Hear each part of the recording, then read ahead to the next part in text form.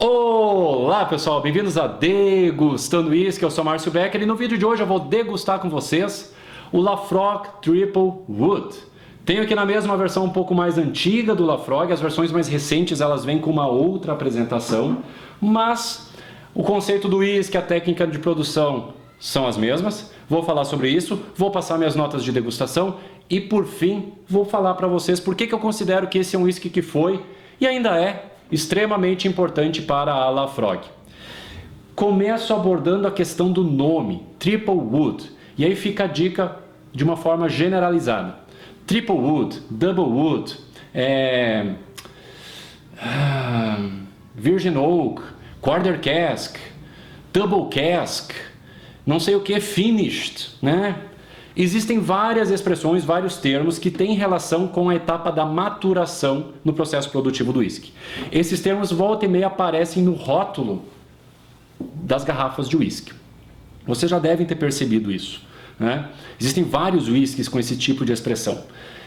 O que vocês podem considerar sempre quando isso acontece?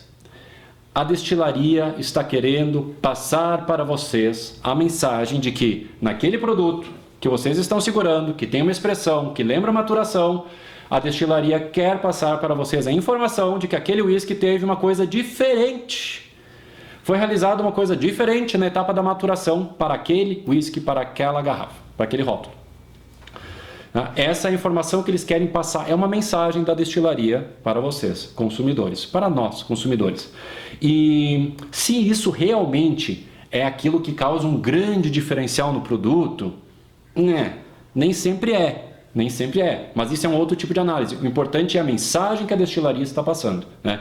A destilaria está deixando muito claro que não é o tipo do grão, não foi a fermentação, não foi a destilação que foi diferenciada, foi a maturação que foi diferenciada para aquele produto. Essa é a mensagem. Isso vale para qualquer whisky que vem com aquela expressãozinha relacionada à maturação, que é o caso aqui do Triple Wood. Wood, lembrando, traduzindo, madeira, né? E madeira é muito importante na etapa da maturação, né? E triple, três madeiras, três maturações? Sim, o Triple Wood tem por característica passar por 3 tipos de maturação. Não exatamente 3 tipos de madeira, né? 3 tipos de maturação. Então, o que acontece com o nosso querido Triple Wood? A Laphroaig produz, né? Novamente, não teve mudança no grão, na turfa, na fermentação, na destilação, tudo até aí normal. Então a Laphroaig produz o seu destilado e aí quando chega na hora de maturar que vem as diferenças. Mas vamos passo a passo. Tem o primeiro wood, Triple Wood, primeiro wood. O que é o primeiro wood? É o primeiro estilo de maturação.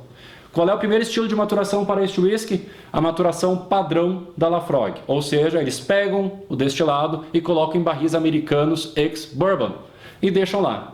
E lá fica por 5, 6, 10, 13 anos. A quantidade de anos varia, né, conforme cada lote, e é importante ressaltar que eles utilizam whiskies de barris de idades diferentes. Então no primeiro wood a gente vai ter whisky com 5 anos, whisky com 10 anos, whisky com 12 anos e assim vai, idades diferentes. O fato é que depois do primeiro wood vem o segundo wood. E como é que acontece essa mudança de wood, de maturação? Chega um determinado momento que eles resolvem que é hora de retirar líquido desses barris do primeiro wood, barris americanos ex-bourbon. Então eles retiram o líquido desses barris de idades variadas, 5, 10, 13 anos, né? E reacondicionam esse líquido em outro tipo de barril, um barril menor, o chamado barril Quarter Cask. E por que isso é interessante? Isso é interessante porque o barril menor, o Quarter Cask, ele é menor, ele proporciona uma interação mais intensa entre o líquido que está dentro do barril e a madeira do barril. Muitas pessoas chamam isso de maturação acelerada. Eu não gosto de usar esse termo, porque maturação não é só interação com a madeira. Tem mais coisa por trás disso, né? Mas, de fato, ocorre uma interação muito mais acelerada entre líquido e madeira num barril menor.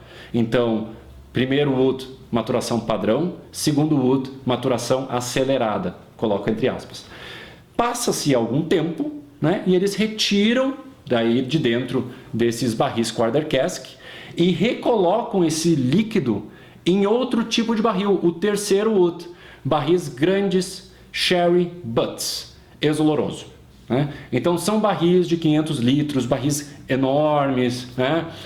Que contiveram previamente sherry, então tipo de vinho. Então é um tipo de nota diferenciada. Então nós temos a maturação padrão, a maturação acelerada, e quando passa para o terceiro wood, que é esse barril enorme, o butt de 500 litros, ocorre uma maturação lenta, mas com um toque vínico. Isso é interessante, claro que é interessante. E eles utilizam barris de primeiro e segundo uso nesse tipo de maturação no terceiro wood. Quanto ao primeiro e o segundo wood, eles não falam nada em relação a primeiro, segundo, terceiro uso de barril. Não falam nada.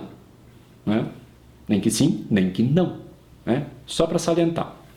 Então, mas assim chega-se aos 3 woods do triple wood. Depois disso eles removem o whisky de dentro desses barris e invasam, né? Diluem e invasam, tá bom? Vou degustar agora aqui com vocês esse whisky. É um whisky que eu já tenho há bastante tempo. Essa versão é de 2012, né? Esse whisky ele veio ao mercado em 2008, né? E nas primeiras versões ele tinha muita presença de madeira. Muito amadeirado. Era interessante, extremamente complexo, mas muito amadeirado.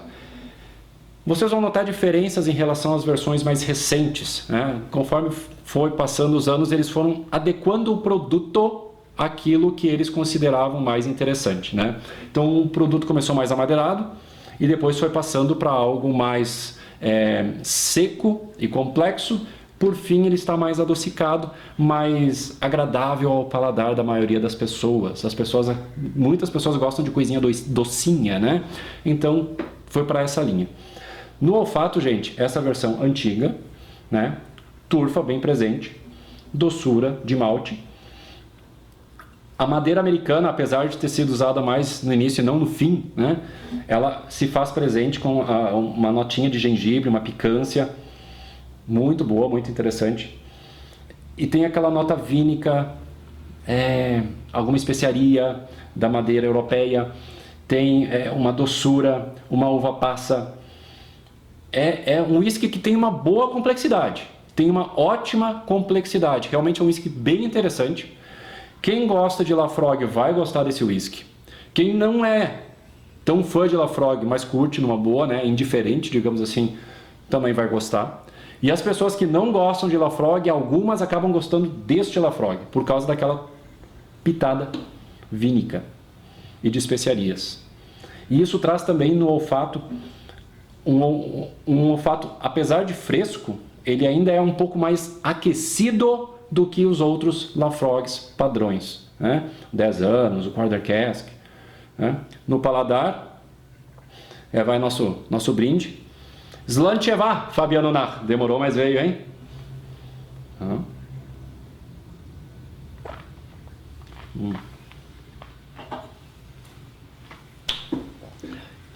No paladar ele explode mais a turfa, a madeira, taninos mais presentes, a astringência.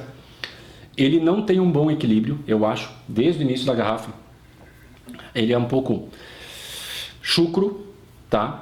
Mas ele tem uma ótima complexidade. Então tem a turfa, tem o medicinal, o iodo, doçura, um amargor, herbal, um cítrico.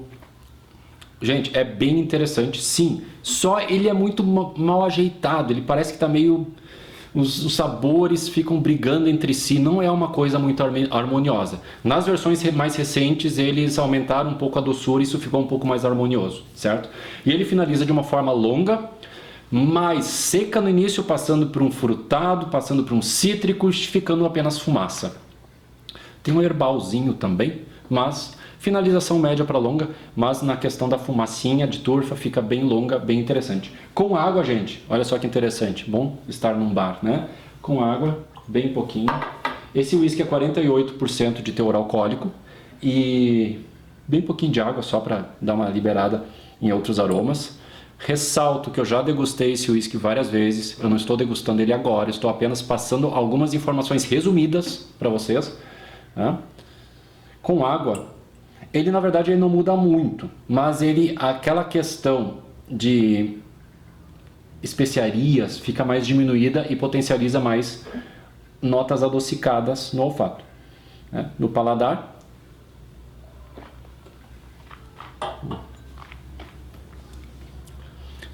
ele fica melhor, fica mais suave, mais agradável. A palavra correta é agradável. Ele se torna mais agradável. Os perfis de sabor se mantêm inalterados, não muda muita coisa, mas ele se torna realmente mais agradável, né? Bem interessante. E finaliza com bastante fumacinha, mas com uma picância um pouco mais elevada, né? Minha nota para esse whisky, 82 de 100. 82 de 100. É um whisky interessante. Eu acho que tem uma ótima complexidade, esse é o ponto forte dele, complexidade, mas ele não evolui bem na taça, ou seja, ele não oxida muito bem, ele é desequilibrado, ele não apresenta uma camada depois da outra, parece que as camadas de sabor, que são várias, isso é interessante, mas são várias que brigam entre si, não fica muito interessante. Eu acho que outros whiskies da Laphroaig têm um equilíbrio melhor, basicamente isso. Quem gosta de sabores mais adocicados e pegar uma versão mais recente desse whisky vai achar fantástico, né? Gosto é gosto, tá bom? Mas é um whisky que eu acho que foi e é muito importante para a Laphroaig. E por que isso? Gente, a gente tem que sempre pensar que o whisky não deixa de ser um negócio. É uma empresa, é uma destilaria, tem funcionários, né? É uma empresa. E eles têm que se organizar para colocar produto no mercado, para vender. E toda essa organização custa dinheiro, custa esforço, logística, espaço, né? No caso do whisky, espaço é importante. Espaço para depósitos de barris, muito importante. E eles sempre utilizaram por padrão, nas últimas décadas, o whisky americano ex-bourbon. Então, para eles colocar no mercado um whisky que teve maturação em barril ex-bourbon, é muito fácil, porque eles têm estoque pronto. Sempre tiveram. Nesse meio tempo, claro que eles utilizaram outros barris para fazer teste, para fazer experiências, né? Claro que eles sempre tiveram outros barris. Mas a questão no mundo do whisky, quando a gente coloca um produto no mercado, é ter barris em quantidade. E quando a gente fala em quantidade, não é quantidade para o lote que está sendo colocado no mercado. É quantidade para o lote que está sendo colocado no mercado, para o lote que tem que ser colocado daqui a 1 ano, para um lote que tem que ser colocado daqui a 2 anos, e assim vai. Então é necessário toda uma organização para isso. Então a Laphroaig, ela conseguiu, com esse whisky, introduzir de uma forma definitiva e em alto volume o uso de barris ex-sherry na destilaria. Isso que aconteceu. Esse whisky ele começou como um teste, sendo vendido ao mercado de travel retail, ou seja, focado em free shop, aeroporto, fronteira terrestre, esse tipo de lugar, né? Ele foi produzido para ser comercializado ali como um teste, né? O teste passou, esse whisky teve uma ótima aceitação, então eles difundiram mais a produção do whisky e colocaram esse whisky como o whisky da linha principal da Laphroaig. E quando eles colocam o whisky como fazendo parte do core range da linha principal da Laphroaig, o que eles sinalizam é: teremos estoques de barris para manter o produto no mercado. E isso é importante não apenas para o produto, mas foi muito importante para que eles também lançassem outros produtos que utilizam o mesmo tipo de barril.